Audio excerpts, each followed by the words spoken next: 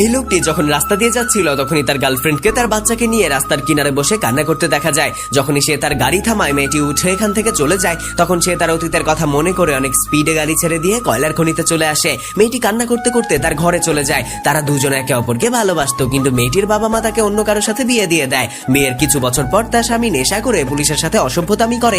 এই কারণে পুলিশ তাকে ধরে নিয়ে জেলে ভরে দেয়। এই কারণে রেশন দোকানদাররা তাকে রেশন দিতে নিষেধ করে দেয়, আর পাওনাদাররা তার ঘরে এসে পাওনা টাকা চাইতে থাকে। গ্রামের মহিলারা তাকে পানি দিতে নিষেধ করে দেয়। তার বন্ধুকে এই মহিলার ঘরে খোঁজ নেওয়ার জন্য পাঠায়। মহিলাটি তখন কান্না করতে করতে তার স্বামীর ব্যাপারে সবকিছু বলে দেয়। সে তার কাছে থাকা সমস্ত টাকা মহিলাটিকে দিয়ে দেয়। যখন ছেলেটি মহিলাটির ব্যাপারে সবকিছু জানতে পারে, তখন সে তার জীবনের চেয়েও প্রিয় ট্রাকটি অনেক কম দামে বিক্রি করে সমস্ত টাকা তার বন্ধুকে দিয়ে বলে, যাও ওই মেয়েটিকে দিয়ে আসো। মহিলাটি যখন ঘরে পূজা করছিল, তখন ছেলেটির বন্ধু সমস্ত টাকাগুলো তার সামনে দিয়ে চলে যায়। এটা দেখে মেয়েটি অনেক খুশি হয় আর দ্রুত সমস্ত পাওনা টাকা মিটিয়ে দেয়। মহিলাটিকে খুশি করতে দেখে ছেলেটি অনেক খুশি হয়।